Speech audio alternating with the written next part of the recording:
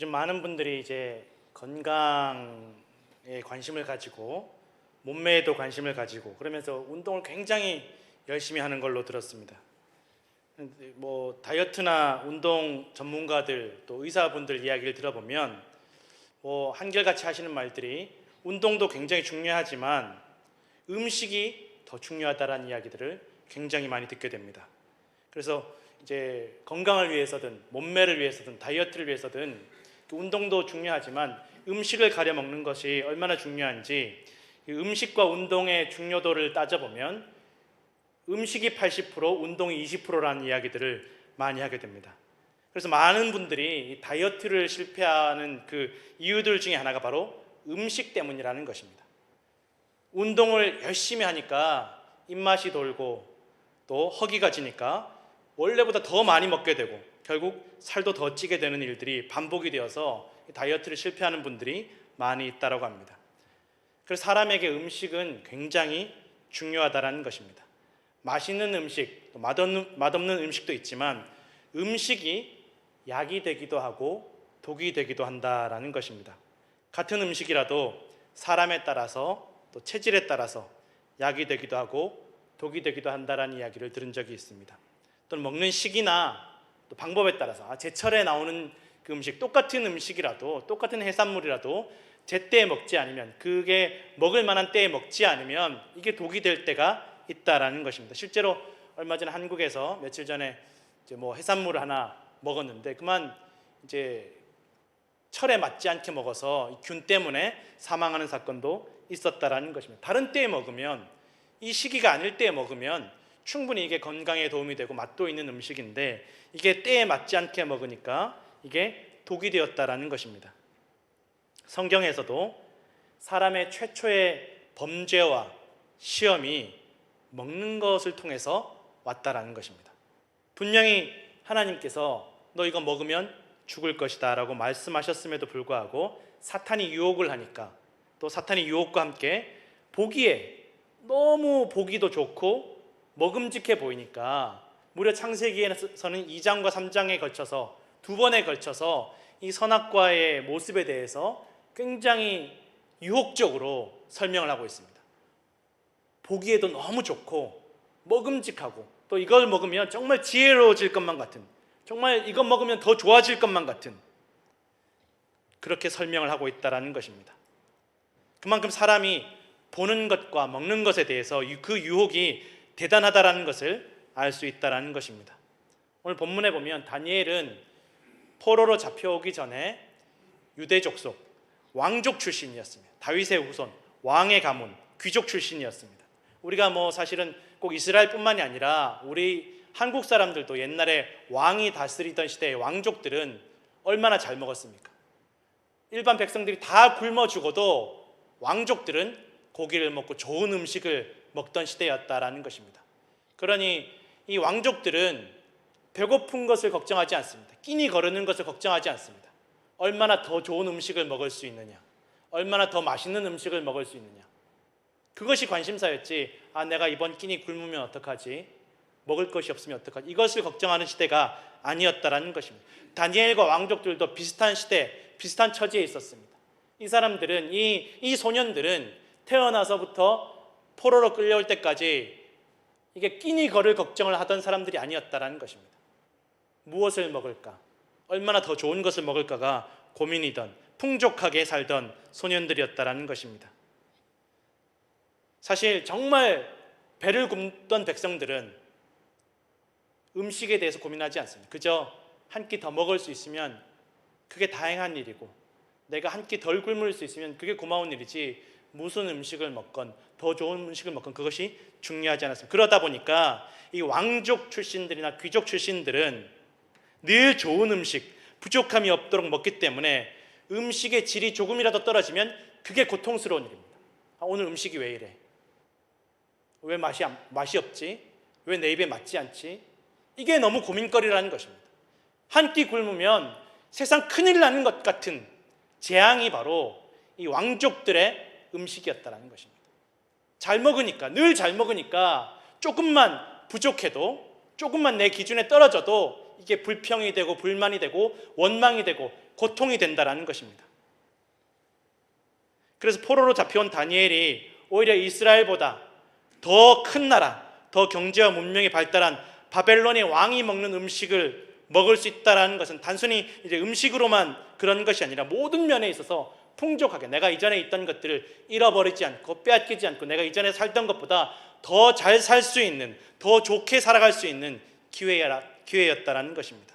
그런데 다니엘이 이것을 거부하기로 결정합니다. 이 얼마나 어렵겠습니까? 잘 먹던 사람이, 잘 살던 사람이, 그렇지 않습니까? 그런 이야기들 들은 적이 있어요. 차도 좋은 차 타다가 이게 차를 규모를 줄이면 이게 너무 힘들다라는 거예요.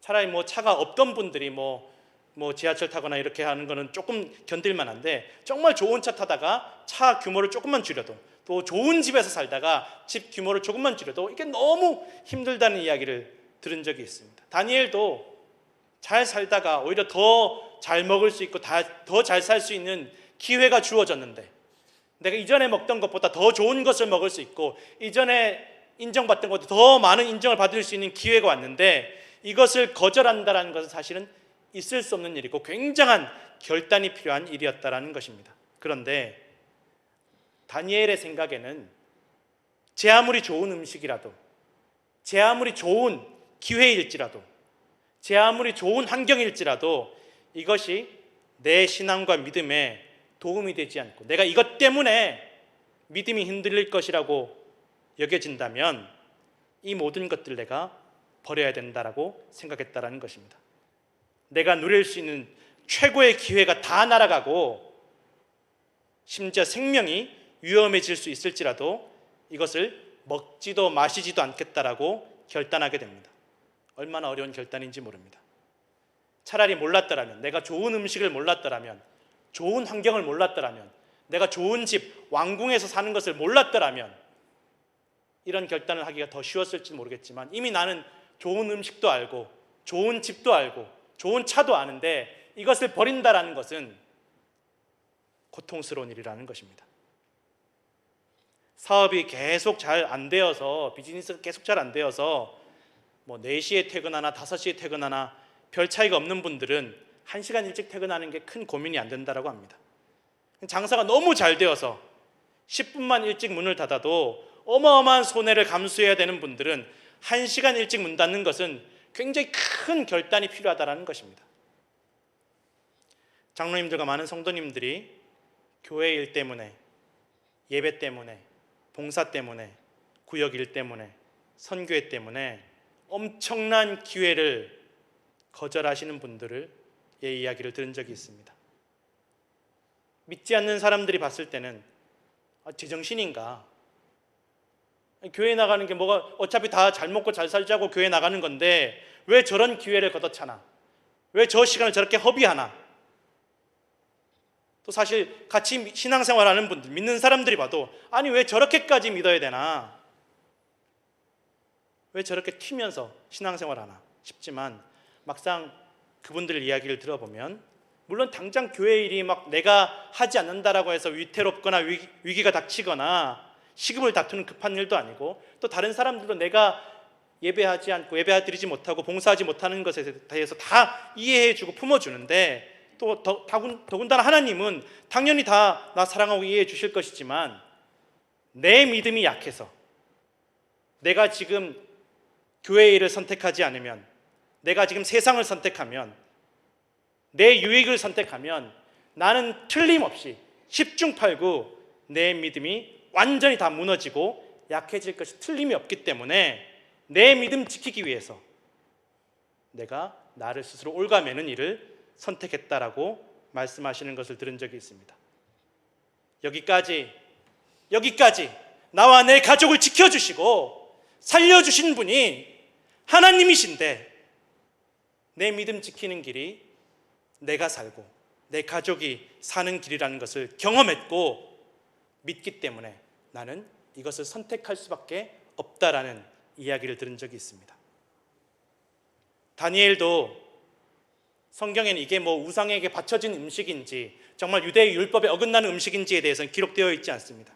증거도 없습니다. 누가 뭐라고 할 사람도 없습니다. 오히려 이렇게 다니엘이 믿음 지키려고 할 때 주변에 더 손가락질할 수밖에 없는데, 너 뭐가 그렇게 혼자 잘나서 혼자 잘 믿는 척하냐? 너 혼자 그렇게 믿는 척하냐? 왜 혼자 그렇게 튀려고 하냐? 충분히 손가락질 받을 수 있고 비난받을 수 있는 행동이었지만, 다니엘이 뜻을 정한 것은 단지 음식을 가려서 먹는 것이 아니라 내 마음을, 내 믿음을 지키는 길이었다라는 것입니다.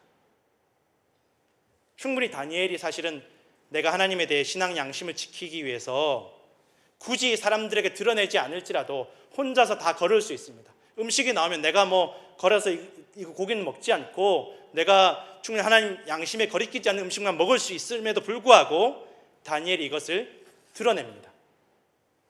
포로로 잡혀온 주제에 자신들을 관리 감독하는 사람들에게, 자기의 생명을 좌우할 수 있는 사람들에게 자기 믿음을 드러냅니다. 우리가 교회 밖에서 우리 믿음을 드러내는 것이 얼마나 어려운 일인지 모릅니다. 나 교회 다닙니다. 그래서 이거 할 수 없습니다. 이거 먹을 수 없습니다. 난 유액 초대교회 다닙니다. 그래서 나 이거 할 수 없습니다.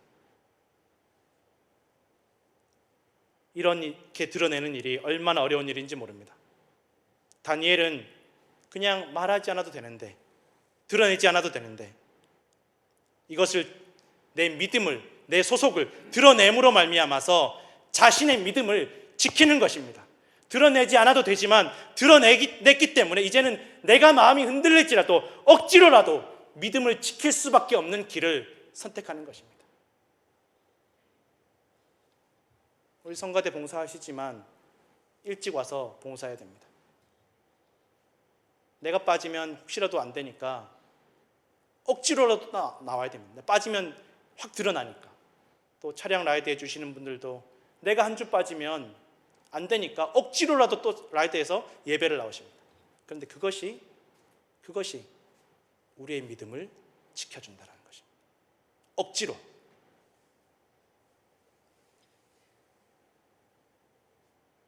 이것을 하나님께서 다 지켜보고 계셨다는 것입니다. 환관장의 마음을 움직여서 다니엘의 말에 귀를 기울이게 하십니다.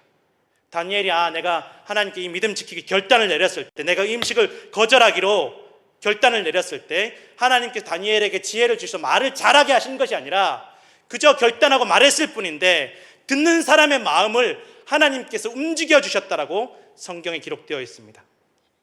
여러분, 우리가 믿음의 결단을 하고 우리의 믿음을 드러낼 때 하나님께서 듣는 사람들의 마음을 움직여 주시는 것을 믿으시길 부탁드립니다.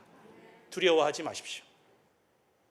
그런데 이 결정이 다니엘이 혼자 결정했는데 엄하게 옆에 있던 친구들까지 같이 덤터기를 쓰게 됩니다.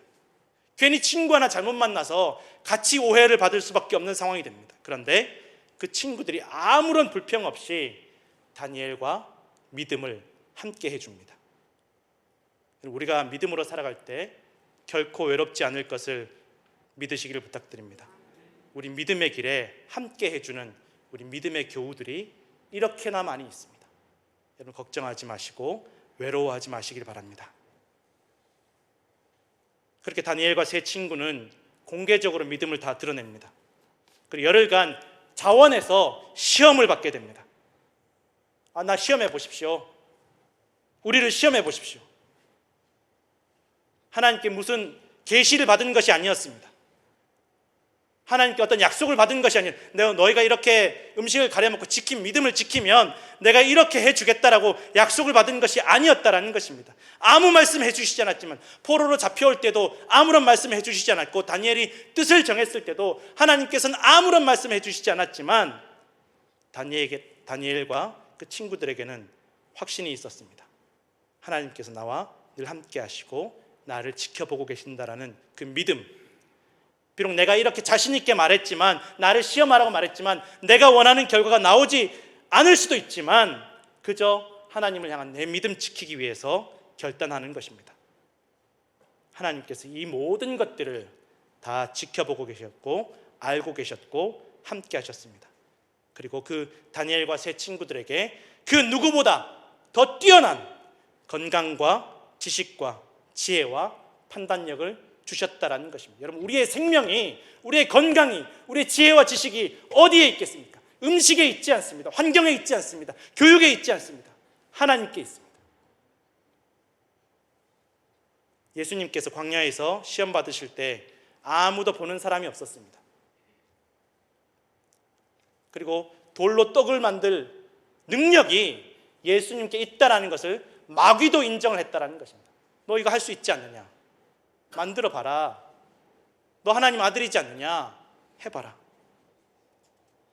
그러나 예수님께서는 하나님을 의심하지도 시험하지도 않고 끝까지 믿음을 지키셨습니다. 그리고 내가 믿음을 드러내는 것 때문에, 내가 공개적으로 하나님의 일을 하는 것 때문에 내가 십자가에서 죽임당하고 손가락질 당하고 부끄러움 당할 것을 알면서도 믿음을 드러내셨습니다. 그 광야에서 40일간 시험 당할 때 침묵하신 하나님께서 겟세마네 동산에서 그렇게 간절하게 땀이 핏방울이 되도록 기도하실 때 침묵하신 하나님께서 십자가에 매달려 고통스러워하며 부르짖으실 때 침묵하신 하나님께서 다 알고 계시고 지켜보고 계시고 예수님을 다시 살리시고 영원한 생명과 새 육신을 주시고 영광과 위엄과 심판할 권세를 주셨고 구원의 길이 되게 하셨음을 여러분 기억하시기 부탁드립니다. 지금 당장 비록 하나님께서 우리의 기도에 침묵하시는 것 같지만, 우리의 고난과 아픔에 침묵하시는 것 같지만 여전히 우리를 지켜보고 계시고 우리와 함께 하시고 우리를 도우심을 믿으시기를 부탁드립니다. 오늘 졸업한 자녀들이 있습니다. 학년이 올라갈수록, 시간이 갈수록 점점 더 부모의 손길을 벗어나게 됩니다. 부모가 아무리 원해도 더 이상 부모의 손길이 닿지 않습니다. 자식이 아무리 원해도 더 이상 부모님이 손길을 베풀어 줄 수가 없습니다. 그러나 부모님의 손길이 닿지 않을 때에도 하나님의 눈길과 손길이 언제나 우리 자녀들과 함께하게 될 것을 믿으시기를 부탁드립니다. 다니엘처럼 믿음을 통해서 하나님께서 함께하시고 돌보시고 잘되게 하실 것을 믿습니다. 이러한 은혜와 축복이 가득한 성도들 되시기를 간절히 축원합니다. 기도하겠습니다.